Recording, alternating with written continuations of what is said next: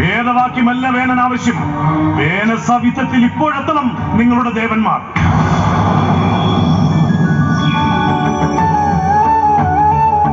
ആരിലാണോ ഭഗവാൻ പ്രസാദിക്കുന്നത് അവന് മാത്രമേ നാരായണനെ കാണാൻ കഴിയൂ.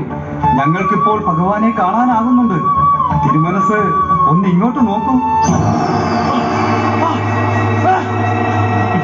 എന്റെ കാഴ്ച മങ്ങുന്നു. കണ്ണിന് അസഹ്യമായ വേദന അനുഭവപ്പെടുന്നു.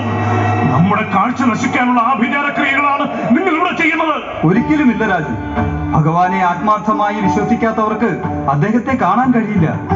അങ്ങേക്ക് അതിന് അർഹതയില്ല. ആ യോഗാത്മാവിന്റെ തീക്ഷണമായ തേജസ്സിലേക്ക് നോക്കിയ അങ്ങയുടെ കാഴ്ച മങ്ങുന്നു. അർഹതയില്ലാത്തത് ആവശ്യപ്പെട്ടതിനുള്ള പ്രത്യാഘാതമായി ഇതിനെ കാണുക.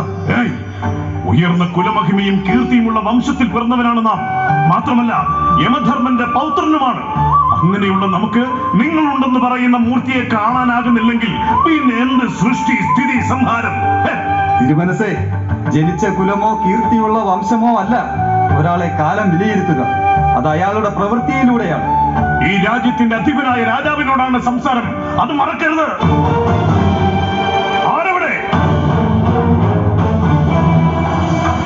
കൽപ്പന ലംഘിച്ച ഇവരെ പിടിച്ചു കിട്ടുക. ഇവരെ ചുട്ടുപഴുത്ത് ഇരുമ്പ് തണ്ടിൽ കോർത്തിടുക. എരിഞ്ഞ് ചാവട്ടെ എല്ലാം.